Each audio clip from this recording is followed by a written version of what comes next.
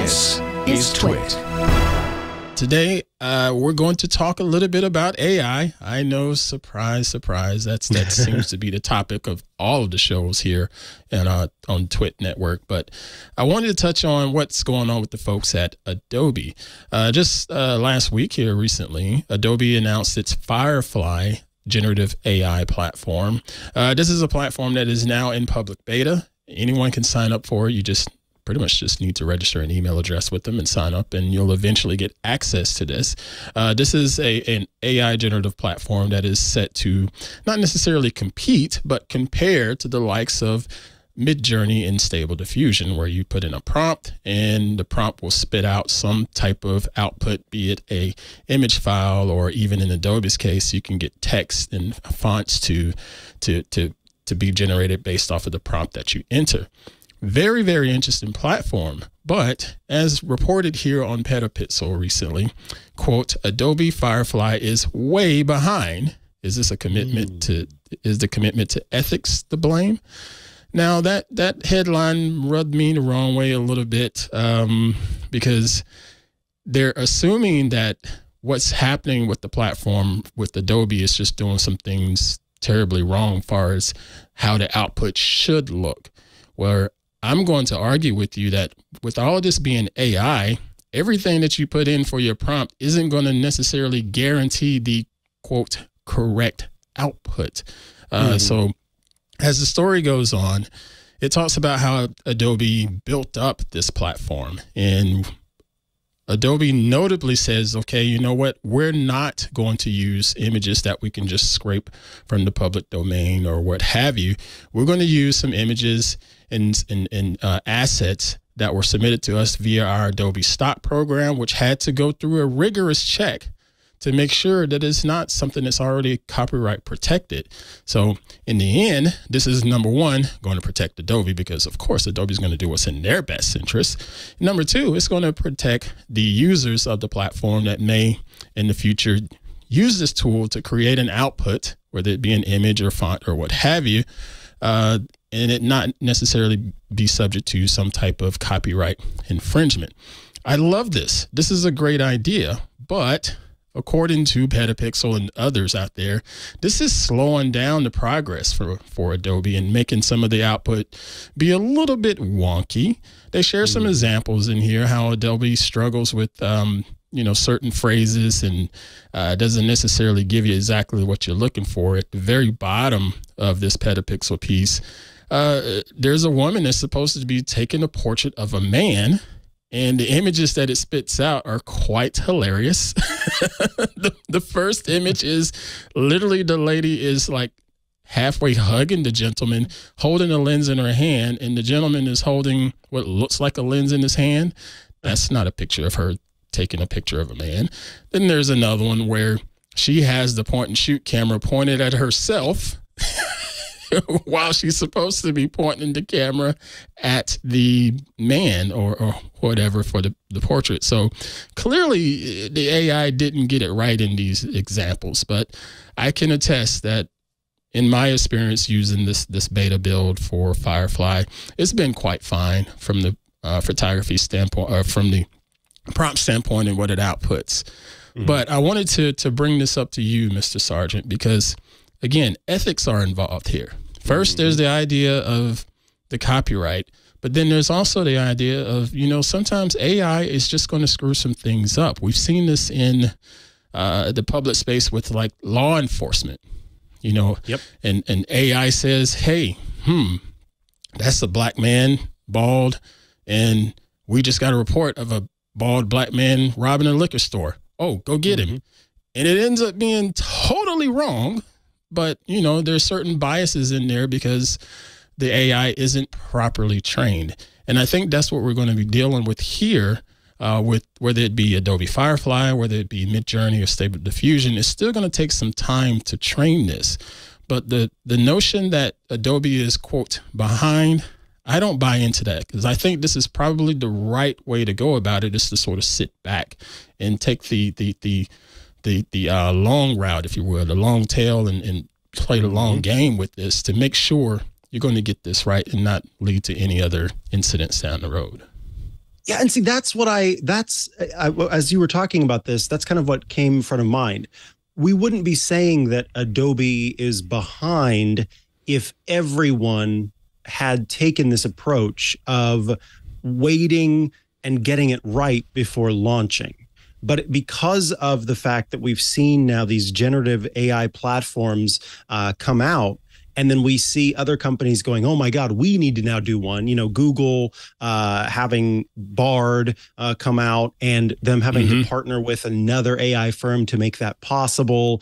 And Microsoft realizing the potential success of OpenAI. So basically, you know, investing a bunch of money and it's this rush. And so I'm not surprised, you know, there was a piece, or rather, I think like an open letter or something along those lines of a bunch of AI researchers and, you know, folks who are paying attention to AI to some extent, all signed this letter saying, after GPT-4 from OpenAI, we think that companies should like hit the brakes and do a pause. Do a pause. Let's get this right. Let's not, because everybody right now is, it seems, rushing to get something out there to prove that they are up to date with the latest. And I understand it from both perspectives, from both sides here, because we as humans find a pattern and a sort of structure that we're comfortable with. And then it is hard to get someone to change from that structure, that pattern. And so if you are getting locked in with GPT-4 from OpenAI and, you know, using that platform in whatever way, whether it's Bing Chat or, you know, going to chat.openai.com or whatever, then having these companies convince you to move away from that is not going to be easy. And those companies know that. So they want to have something out there. But the problem is what you're talking about here, where it should be this slower approach. And if it was this slower approach, if everyone was kind of moving at this slower speed or this more, I guess, considered speed, then we wouldn't be saying that Adobe is behind, because as you know, you have pointed out, and as this article points out, they are trying to be mindful of search terms and biases that exist in the platform and do a better job of presenting content that does not have those things as much as possible. And I respect that. I admire that. At the same time, I also understand that, you know, Adobe is a company that has a long history in the game. They can survive for a long period of time without needing to have this AI, you know, generative AI stuff going on. And so some new companies really do need to make that pivot and need to sort of get that underway. So Adobe has the resources and the runway to be able to take their time on this and get it right.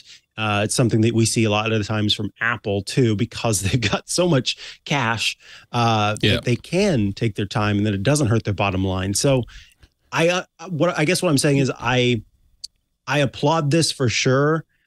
I also understand, even if I don't necessarily cheer on the folks that are the companies that are trying to make this happen sooner rather than later because they feel like they need to. It makes sense why they're doing it, but I do wish that all of these companies would kind of try to nail it before they decide to let it go out in the public, because that's the thing about this generative AI is it is generative. And so it is, like you can run away with it essentially, and just letting it go out there and letting it get run away with is potentially harmful. And I want to get a couple things out of the way. First off, I am an authorized Adobe affiliate, but I am not here to be an apologist for Adobe. Okay, so first thing. Next, they talk about the whole accuracy of this. Now, I'm assuming you've played around with some of the different generative AI platforms out there, and you put a prompt in, you hit generate, it gives you an output, and you're like, this looks like what I want it to look. You hit generate again with the same prompt, it gives you something totally different 99% of the time, right? Yep. So is that right? or is that wrong? So it's not like any of these platforms are quote unquote perfect. I was recently on a podcast hosted by Dom Kamarechka and brought this up that again, it's not a right or wrong. This AI is still trying its best to learn from all of us what we put into it. And I like the fact that Adobe is trying to slow down a little bit. And on that podcast, I mentioned that what Adobe is doing reminds me of the smartphone generation of yore. Okay, so you remember we had all of those Android phones back in the day before the Nexus 1, and we had like the Motorola Droid and so on and so forth. And that supplanted the Palm Pre and the Palm Trio and all of that. And then BlackBerry was there, and they just sort of tried to just, stay afloat or what have you. And then later on down the line, Apple announced the iPhone. Okay. And that started to change some things. But then it got to a point where just about every time Apple announced something in the first couple of iterations of iOS, there was a competing headline that said, Apple just announced something that Android has been doing for 2 years. You remember that? Oh, yeah. So everything Apple did, there was always a competing headline of Android fans, Android users like, well, that's old news. We've been doing this on Android for blah, blah, blah, blah, blah. Right. And Apple was like, that's fine. That's okay. You go ahead and be first. We're going to refine this and make this function be even better by the time you get your hands on it from our product. And that's possibly what's going on here with Adobe. Yeah, I do think that Adobe is taking that approach. And I think that given the fact that the company, again, has it's a lot like Apple in that space. It's got the resources to do so. So it can wait and it can get it right.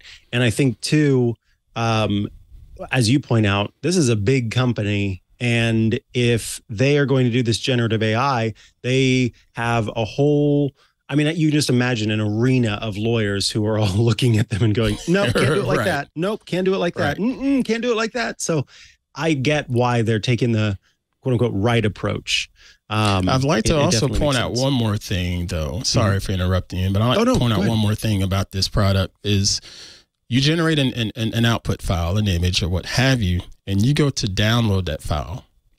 Adobe gives you a warning, hey, we're going to tag in this metadata that this is not an authentic file. We're going to tag that this was created from generative AI, basically giving you like a seal of authenticity, even though it's not, authentic, to let people know that if they come across this online, they go and look it up and try to say, hey, look at this picture of the president of the United States in handcuffs. What did he do? If they look even closer, they're going to see, hey, this is not a real image. This was generated. I like that step. You don't get that with a lot of the other products out there right now. Yeah, I agree. This is all so complicated and so involved and has so many kind of pitfalls. And so seeing a company take a measured approach to it, I think in the end is something that I celebrate for sure. This episode of Tech Break is brought to you by ACI Learning. Audit, IT, and cybersecurity skills become outdated in about 18 months. If you run an IT, cybersecurity, or audit department, or lead a learning and development group, ACI Learning can craft an effective, affordable training solution to keep your team future-proof. Visit go.acilearning.com/twit to elevate your talent.